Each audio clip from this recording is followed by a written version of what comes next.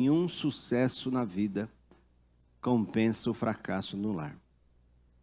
Estamos no mês da família e o Salmo 127 e 128 formam uma unidade complementar sobre a vida familiar, debaixo da bênção de Deus. O Salmo 127, ele foca na dependência de Deus. Ele diz no verso 1, se o Senhor não edificar a casa, em vão trabalham os que edificam.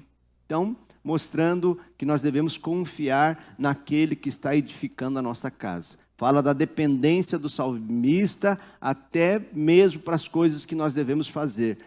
Não é? Ele diz, também o Salmo 128, enquanto o Salmo 128 mostra as bênçãos resultantes dessa dependência do Senhor. Talvez uma das maiores dores de um cristão, principalmente quando você é pai e mãe, é ver um filho se afastar do caminho do Senhor. É ou não é? Você sonhou, você consagrou a sua casa, você consagrou o seu lar, e de repente o seu filho, a sua filha vai para o caminho escuso, começa a beber, começa a se drogar, começa a viver uma vida longe dos padrões que você procurou ensinar para ele. Penso que para um pai, para uma mãe cristã, isso é muito dolorido. Mas deixa eu dizer para você que é pai e mãe, não desista. O Senhor que começou a boa obra na sua vida é fiel. Eu lembro que em 1994, minha avó estava completando 90 anos e eu estava no mundo bebendo, afastado, mas lá minha avó estava orando por todos os seus filhos, filhas, netos, bisnetos, e louvado seja Deus que a palavra me alcançou. Então sempre há esperança. Atos 16, 31 diz assim, vamos juntos? Crê no Senhor Jesus e serás salvo tua casa. Tem esperança. E ali nós vemos que a família toda daquele carcereiro foi batizado, foi salvo, porque a palavra de Deus se cumpre. O propósito dessa campanha não é ficar remoendo o passado, não é ficar levantando o culpado, mas sim fincar a nossa vida sobre a rocha que é Jesus. Então, quando você tiver oportunidade, não fique se lamentando para o seu filho, para a sua filha, do passado, das bobagens que cometeram, mas lembre-se que Deus é misericordioso e que te dá uma nova esperança. Eu lembro que quando eu fiz 18 anos, fui fazer uma aventura num outro estado, fui morar fora e passei alguns meses lá, quebrei a cara, quebrei o nariz, voltei para minha casa. Papai e mamãe nunca me jogaram na cara a bobagem que eu fiz. Eu acho que se algo que me fortaleceu foi ver que o perdão do meu pai e da minha mãe. Então, seja gracioso, seja gracioso. Não é? Quem está errado, muitas vezes não precisa ficar sendo jogado na cara que está errado. Não é? Então, essa campanha, procure focar na esperança, procure focar na palavra de Deus, procure focar, olhar para esta criança, para esse homem, para essa mulher, e ver ali a transformação que o Senhor pode fazer na vida dele, amém? Olhe com fé, olhe para esse marido com fé, olhe para essa esposa com fé, amém? Então o lar é a primeira instituição divina. O desprezo por esta estrutura é uma negação da própria palavra de Deus. Porque nenhum sucesso compensa o fracasso no lar. Alguns conselhos que os Salmos nos deixam para a gente viver essas bênçãos no Salmo 128. Vamos ver de novo quais são essas bênçãos que é prometida, falada aqui no Salmo 128. Ele diz no verso 1, feliz aquele que teme a Deus. Verso 2, se você for assim, ganhará o suficiente para viver, será feliz e tudo dará certo para você. Amém? Verso 3, a sua mulher será como uma parreira que dá muita uva, e em volta da mesa os seus filhos serão como oliveiras novas. Verso 4, certamente será abençoado. Amém? Verso 5, você verá o progresso da sua cidade. Verso 6, e que você viva para ver os seus netos. Quantas bênçãos, amém? Então, para viver essas bênçãos, O Salmo 127 começa apontando para nós que a construção do lar começa em Deus. Diz o verso 1, se o Senhor não edificar a casa, em vão trabalhos que a edificam. Se o Senhor não guardar a cidade, em vão vigia a sentinela. Inútil, verso 2 diz, inútil vos será levantar de madrugada, repousar tarde, comer o pão que penosamente granjeastes, aos seus amados ele o dá enquanto dormem. Enquanto dormem. Então não adianta fazer curso de pai e mãe moderno, se você não tiver joelhos no chão. Não adianta você só reconhecer as melhores técnicas psicológicas, terapêuticas sobre criação de filho, se você não tiver os seus joelhos no chão.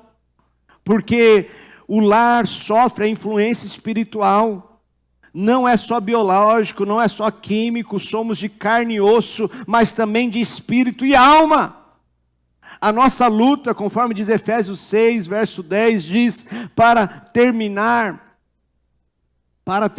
o que ele estava dizendo antes, se você lembrar o contexto, capítulo 5, capítulo 6, do que Paulo estava falando?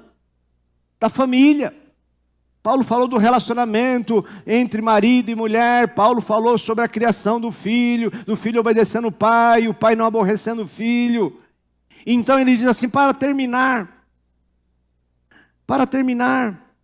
tornem-se cada vez mais fortes, vivendo unidos com o Senhor e recebendo a força do seu grande poder. Verso 11, vistam-se com toda a armadura que Deus dá a vocês para ficarem firmes contra as armadilhas do diabo.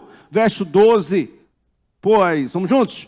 Pois nós não estamos lutando contra seres humanos, mas contra as forças espirituais do mal que vivem nas alturas, isto é, os governos, as autoridades e os poderes que dominam completamente este mundo de escuridão.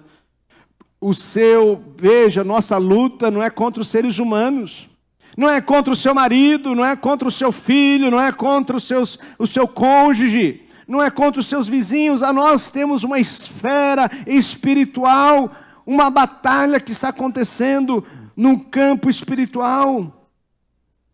Paulo fala então sobre a questão da família, pois Satanás sabe que destruindo o lar, ele destruirá a fé, ferindo as gerações e enfraquecendo a igreja. A igreja é esta que é a última barreira, que tem procurado viver para a glória de Deus, a palavra de Deus, vivendo a ética, a moralidade. A igreja, ela é a última barreira, ela é a esperança do mundo, pois nós somos o sal da terra e a luz do mundo. Se a igreja cair, se essa barreira cair, Satanás sabe que nada vai poder impedi-lo. O único que está pregando sobre família, falando sobre moralidade, tentando preservar a humanidade, é a igreja. Fora dela existem vários conceitos, várias teorias que estão tentando destruir aquilo que Deus instituiu, que é a família. Porque o diabo sabe que quando ele destruir a família, ele destrói a igreja, ele destrói a sociedade. E assim como ele está condenado, ele vai conseguir levar muitos com ele. É por isso que muitos lares vivem conflitos constantes, distanciamento emocionais e frieza espiritual, porque não percebe que estão no meio de uma guerra invisível. Quando você ficar irritado, quando você estiver ali passando por momentos difíceis, lembre de Efésios capítulo 6, que lembra que a nossa luta não é contra a carne, não é contra sangue. Seja o problema o problema não é o seu cônjuge, os filhos rebeldes, a pressão do dia a dia, mas as ciladas espirituais armadas para dividir, desanimar e destruir, para te trazer desânimo, para te trazer tristeza, angústia, para enfraquecer a sua fé. Paulo escrevendo ainda em Efésios capítulo 4, porque um lar fortalecido no Senhor permanece firme, mesmo quando os ventos sopram fortes, a oração, a comunhão, a vigilância espiritual, estar disposto a perdoar e limpar o coração de qualquer amargura são as ferramentas que blindam um lar contra as investidas do inimigo. Mas se você deixar a ira, a raiva tomar conta do seu coração, diz o texto, Efésios capítulo 4, verso 26, se vocês ficarem com raiva, não deixe que isso faça com que pequem e não fiquem o dia inteiro com raiva. Ei, se você está raivoso, não deixa isso tomar o seu coração. Não permita que isso dure muito tempo. Ei, limpe logo o seu coração de toda raiva. Por que isso está tanto te afetando? Será que não é falta de fé, falta de confiança? Por que essa pessoa te afeta tanto, essa situação te afeta tanto? Talvez você não consiga enxergar, mas por trás tem um mundo espiritual, uma batalha acontecendo para inflamar o seu coração, para trazer que esta coisa pequena, pouco dessa gota se torne uma grande tempestade. Não se deixe raivoso o dia inteiro. Por quê? Verso 27, vamos juntos? Não dei ao diabo oportunidade para tentar vocês. Não dei lugar ao diabo. Chacoalha a pessoa que está ao seu lado e diga para ela, não dê lugar ao diabo. Lança fora essa raiva. Lança fora essa raiva. Ei, se você quer esquecer alguém que te machucou, não fique com raiva dela. Perdoe. Tenha misericórdia, porque se você ficar com raiva dela, você vai dormir pensando nela e não vai dormir direito. E ela talvez está lá roncando, e você está lá acordado, pensando nesta dor. Então, não fique com raiva. Lança fora essa raiva. Lança fora essa raiva. Porque muitas vezes o diabo vai pegar essa raiva e vai inflamar o seu coração e vai começar a embolar um monte de coisas, vai condensar um monte de significantes, um monte de pensamentos disfuncionais, e esses pensamentos disfuncionais vão se remeter a algumas crenças que talvez você já tenha do passado, que ainda não foi transformada pelo Evangelho, e isso vai te dar mais dor, mais sofrimento. Então limpe o seu coração. Não permita que o diabo entre e tome conta, que o seu lar não seja campo de batalha entre pessoas, mas um lugar de resistência, firme contra o verdadeiro inimigo, sabendo que o Senhor tem edificado a sua casa. Tiago capítulo 4, verso 7 diz, sujeitai-vos, portanto, a Deus, mas resistir ao diabo, e ele fugirá de vós. Então leve a sua família, você está num momento lá, leve a sua família a orar, leve a sua família a se humilhar aos pés do Senhor, sujeite-se à vontade de Deus e resista ao diabo. Tem gente que faz ao contrário, né? Resiste à vontade de Deus e se sujeita à vontade do diabo. A gente está invertendo esse texto. Vou ler de novo, Tiago 4, 7, vamos ler juntos, para ninguém esquecer, vamos juntos? Sujeitai-vos, portanto, a Deus, mas resistir ao diabo, e ele fugirá de vós. Amém? Não inverta esse versículo. O segundo princípio que nós podemos ver no Salmo 127, depois de ver que o Senhor que edifica a nossa casa, está no verso 3 e verso 5, que diz que a herança do Senhor são os filhos, como flechas na mão do guerreiro. Os filhos são herança. São missão, é uma missão que Deus nos dá como pai, como mãe, e não são estorvo. Posso ouvir amém? Amém. Não são estorvo. Os filhos não devem ser abandonados ao sistema. Você é um guerreiro que está com uma flecha e tem o dever de apontar a direção para essas crianças, para esses meninos, para essas meninas. Não entregue os seus filhos à direção do sistema. Quantas vezes na escola, todos sabem que eu sou professor, eu estou lá, vou ter reunião de pais e algum aluno problemático, mais difícil, que tem maior dificuldade. Isso quando o pai aparece, né? Tem uns que nem aparecem. Hein, Marinalva? Geralmente a maioria não aparece. Mas quando a gente chama e ameaça, falando, se você não vir, o conselho, vamos ter que acionar o conselho tutelar, aí às vezes aparece, não é? E aí o pai, a mãe chega e diz assim: mas professor, eu já não sei o que fazer mais. Criança com 11 anos. Eu lembro, eu estava começando a minha carreira como professor, lá em Sorocaba ainda. Começando a minha carreira como professor, uma menina de 11 anos. 11 anos. A mãe sentada, e a mãe dizendo para nós, dizendo assim: eu não sei mais o que eu faço com ela. Se eu falo, ela vem querendo me bater. 11 anos. 11 anos. Um outro chegou e disse: mas você não é professor? Você que tem que saber como fazer. Então tem muito pai, muita mãe entregando para o sistema está falho, o mundo jaz no maligno, vai dar errado, tudo é feito para dar errado. O governo faz sistema para dar errado.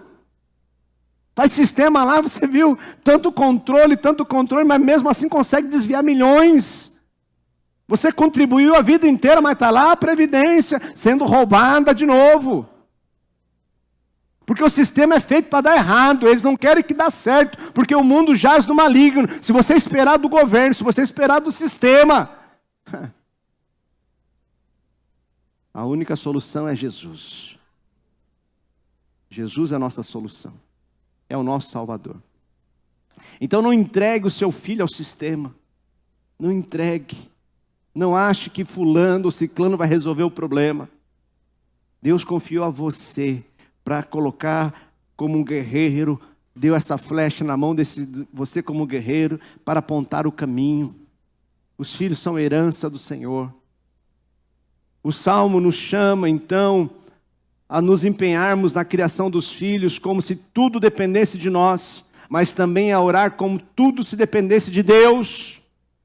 Como guerreiro, pai e mãe, sua missão é apontar o caminho. Se teu filho não presta atenção em você, é provável que você também não tenha prestado atenção nele.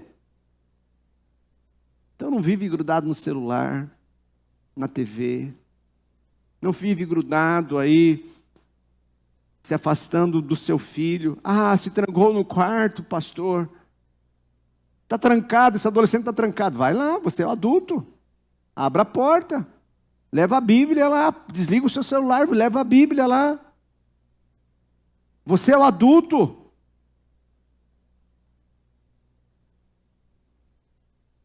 Seja constantemente orando, ensinando a palavra de Deus, amando, crendo com fé que o Senhor pode transformá-lo em um verdadeiro adorador. Amém?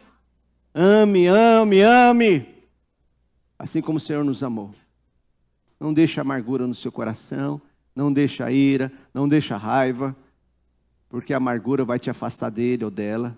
A raiva vai te levar para cada vez mais longe.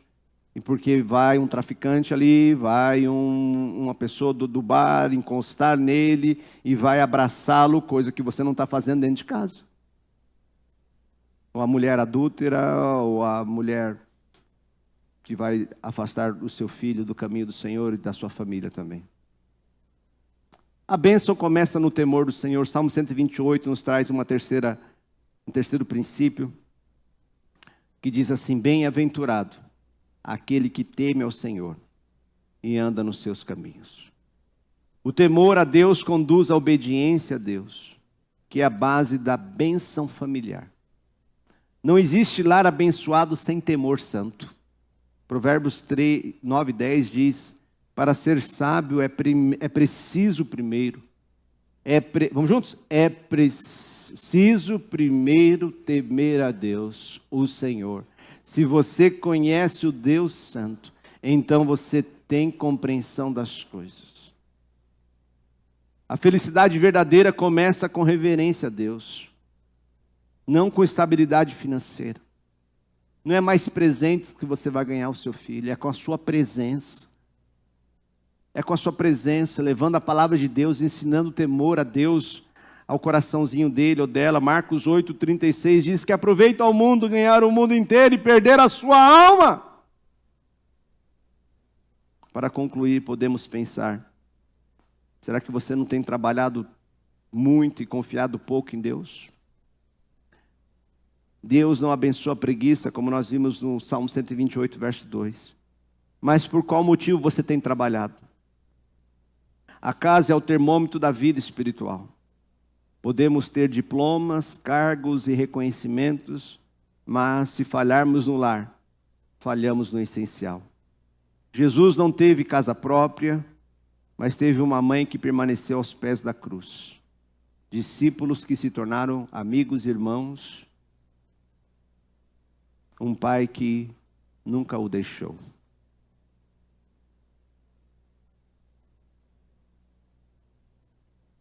Volte à Escritura. Reconstrua sua casa com base nos princípios bíblicos. E por onde começar? Talvez você pergunte nesta manhã.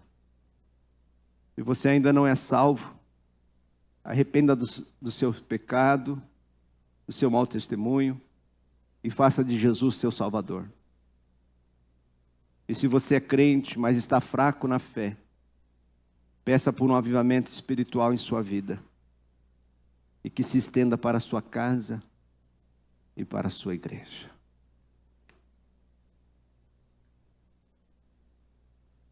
Se você, onde você está, pode se ajoelhar. Nós vamos nos ajoelhar, clamar a Deus agora pela nossa família. Porque a família abençoada começa na edificação, é edificada pelo nosso Senhor.